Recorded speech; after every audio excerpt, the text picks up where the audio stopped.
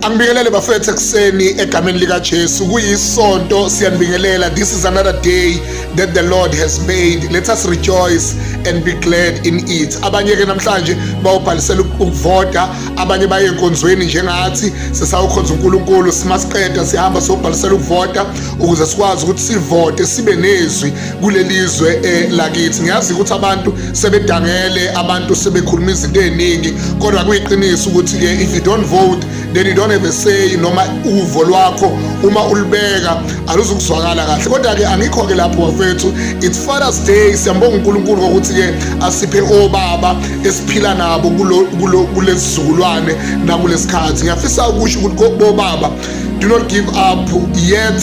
uNkulunkulu unani bafowethu, uNkulunkulu uyazi ukuthi ke unibekeleni, uNkulunkulu unenhloso ezinhle ngani. But into nje ngayisho, be the best dad you can be. Zama ukwenza wonke amandla akho ukuthi ube ulobaba olindeleke ukuthi abe uye, hayi ubaba ohlukumezayo, hayi ubaba owenza izinto ezirong, hayi ubaba ongaziwa, ubaba o-absent.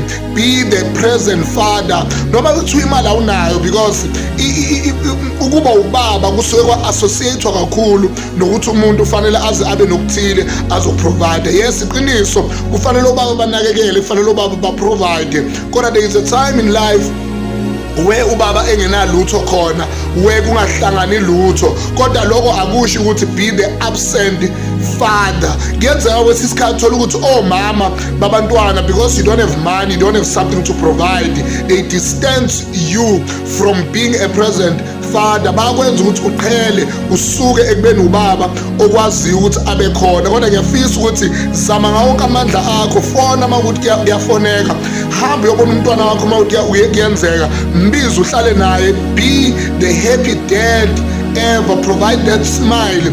Wenza isiqiniseko sokuthi umntwana wakho uma ekubona uyathokoza ngawe. Nangezinto ozenzayo-ke kubalulekile ukuthi uma ubaba set a good example, ngoba uNkulunkulu wethembe wena ukuthi ube ubaba ozokwenza isibonelo esihle phambi kwey'ngane zakhe. Happy Father's Day. uNkulunkulu makabe nani, banganibusise, nimkhonze kahle uNkulunkulu. Nazi ukuthi uNkulunkulu unani. May the God bless you. Amen.